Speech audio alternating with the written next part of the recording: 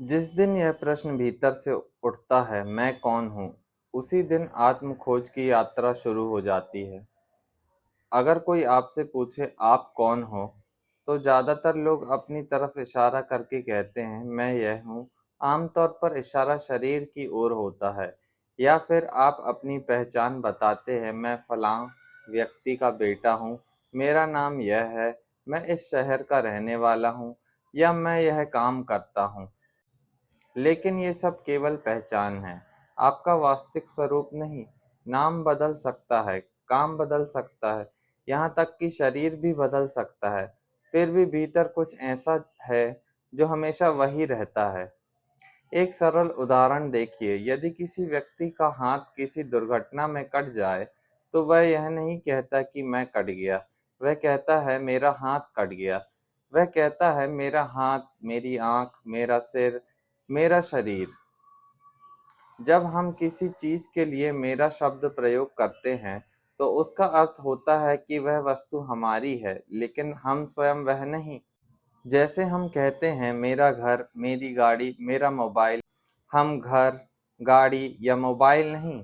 उसी प्रकार जब हम कहते हैं मेरा शरीर, तो प्रश्न उठता है यदि शरीर मेरा है तो मैं कौन हूँ।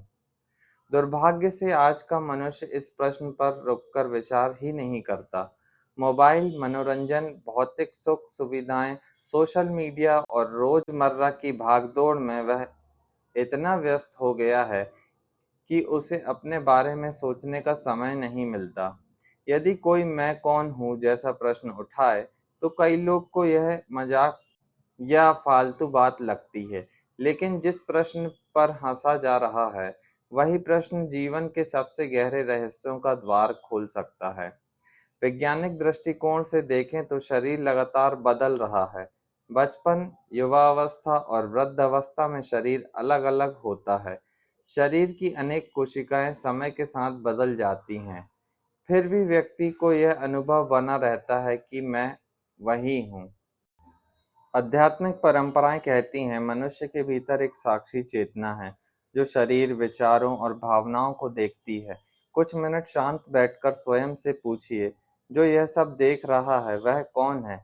अध्यात्म कहता है कि वही साक्षी आपका वास्तविक स्वरूप है। शायद मैं कौन हूँ का उत्तर किसी नाम, शरीर या पहचान में नहीं, बल्कि उसी जागरूकता में छिपा है जो हर अनुभव की साक्षी है। धन्यवाद।